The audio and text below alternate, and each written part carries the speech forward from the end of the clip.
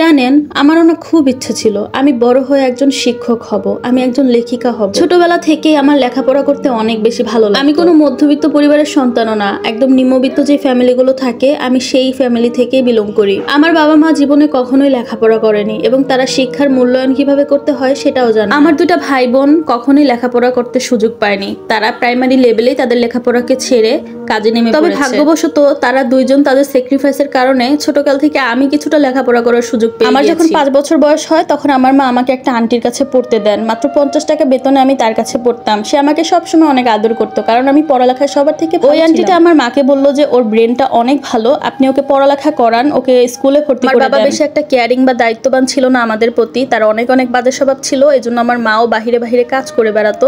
তো এই কারণে হচ্ছে উনি আমাকে নিয়ে একটু কনফিউশনে ছিল। তো আন্টির কথা শুনে আম্মু আমাকে স্কুলে ভর্তি করে দিল। ওই সময়টাতে স্কুলে ভর্তি হতে এত ফর্মালিটির প্রয়োজন ছিল না, এজন্য আমি গিয়েই 1-এ ভর্তি হয়ে গেলাম। জাস্ট আমি আমার নামটা লিখতে পেরেছিলাম এবং ক খ অক্ষরগুলো চিনতে পেরেছিলাম। এই জন্য ক্লাস 1 থেকে ক্লাস 5 পর্যন্ত আমার লেখাপড়ায় কোনো সমস্যা হয়নি, কারণ ওই সময় লেখাপড়া করতে তেমন কোনো খরচই ছিল না। ওই আন্টির কাছে 50-100 টাকা বেতন দিলেই আমার মাসিক খরচ হয়ে যেত পড়ালেখার। এবং আমি সবসময় খুব ভালো রেজাল্ট করতাম, পড়ালেখা খুব ভালো করতাম, এজন্য সবার কাছে অনেক প্রশংসা পেতাম। আমার মাও মাঝে মাঝে এই বিষয়টা নিয়ে গর্ব করতো যখন এক একজন গিয়ে বলতো যে তোমার মেয়ে তো লেখাপড়ায় অনেক ভালো। এর পাশাপাশি আমি আরবি শিক্ষাও শুরু করে দিয়েছিলাম। 5ম শ্রেণীতে বৃত্তি পরীক্ষার জন্য আমাকে সিলেক্ট করা হয়, কিন্তু কোনো একটা কারণে আমি পাই নাই। আমি কেন পাই নাই আমি নিজেও জানি না। আমার কাছে খুবই আশ্চর্য লেগেছিল। বড়লোক ঘরের সন্তানরা ঠিকই বৃত্তি পেয়েছে, কিন্তু আমি পাই নাই, আমারই দরকার ছিল। তো যাই হোক, তখন থেকে আমার মনটা খুবই খারাপ ছিল। তো সবচেয়ে বড় সমস্যা বাধে যখন আমি ক্লাস 6-এ ভর্তি হই, কারণ ক্লাস 6-এ ভর্তি হলে সেখানে আবার একটু খরচ লাগে, ভর্তির খরচ থেকে শুরু করে তখন আবার বই খাতা কিনতে হতো।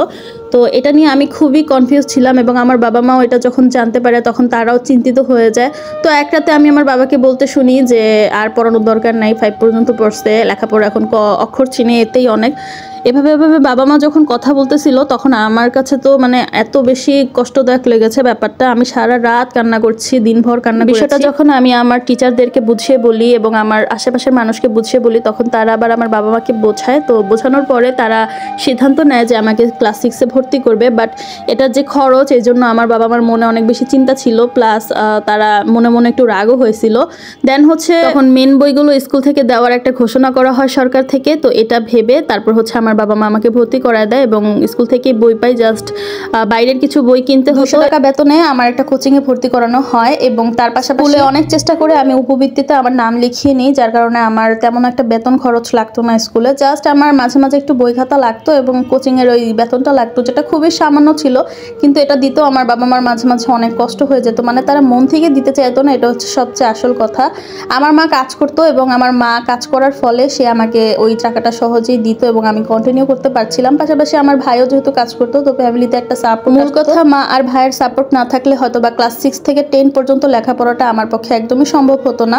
তো এরই মাঝখানে আমি খুব ভালো করে লেখাপড়া শুরু করে এবং খুব ভালো করে আমার পড়ালেখায় মনোযোগ দিয়ে আগে থেকে অনেক বেশি। যেহেতু আমি একটু বড় হয়েছি, আমার ভেতরে একটা স্বপ্ন, আশা, আকাঙ্ক্ষা জেগে ওঠে যে আমার সবার থেকে ভালো করতে হবে এবং আমাকে জীবনে কিছু একটা হতে হবে। তো ওই আশা, ওই কল্পনা থেকে আমি সবসময় বইয়ের প্রতি অনেক বেশি মনোযোগী হতাম।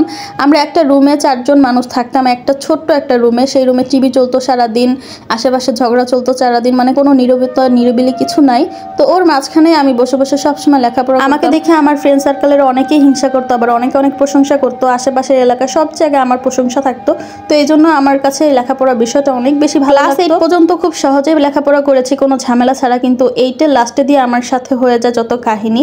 তখন থেকে শুরু হয়ে যায় সম্বন্ধ আসা এবং আশেপাশে হাঁটতে পারতাম না, হাঁটলে এ সম্বন্ধ নিয়ে আসতো, ও সম্বন্ধ নিয়ে আসতো এবং এই সম্বন্ধগুলো আমার বাবা মার মাথাকে আরো বেশি কেউ বলতেছিল আপনার মেয়ে সুন্দর আছে, বয়স কম আছে, এখনই দিয়ে দেন, আর চাহিদা থাকবে না। আবার কেউ বলতেছিল আমরাই লেখাপড়া করাবো, ডাক্তার ইঞ্জিনিয়ার বানাবো। আমার কাছে বিষয়গুলো একদমই ভালো লাগে নাই। আমি কখনোই রাজি ছিলাম না এইসব বিয়ের প্রতি। এই অল্প বয়সে বিয়ে, তারপর বিয়ে ঠিক হওয়া, এটা একটা দায়িত্ব। আমার লেখাপড়া এটা খুবই ড্যামেজ করছিল। আমি এ ধরনের পাকনামিও ছিলাম না যে বিয়ের কথা শুনে আমি খুশিতে আত্মহারা হয়ে যাবো বা লজ্জা পাবো। তো আমার কাছে বিষয়গুলো খুবই বিরক্তিকর লাগতো।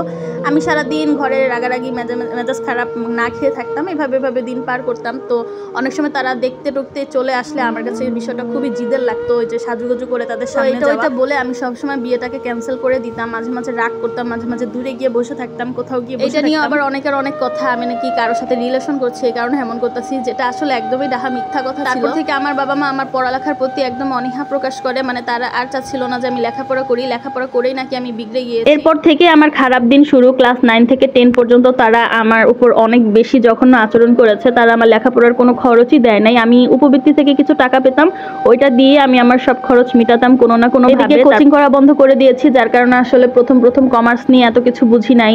রেজাল্ট একটু খারাপ আসতেছিল আগের থেকে। তো তারপর হচ্ছে আমি ক্লাস 10 থেকে অনেক চেষ্টা করে স্কুলে একটা কোচিং শুরু হয়েছিল, ওইটা করে লেখাপড়া স্টার্ট করে দেই। আমি অনেক কষ্ট করি, তাদের এত অবহেলা অনাচার সবকিছুর পরে আমাকে 2 বছরে একটা জামা সিঙ্গেল কিনে দেয় নাই, মানে বাসায় পরার জামা, ঈদের জামা কোনো কিছু কিনে দেওয়া হয় নাই।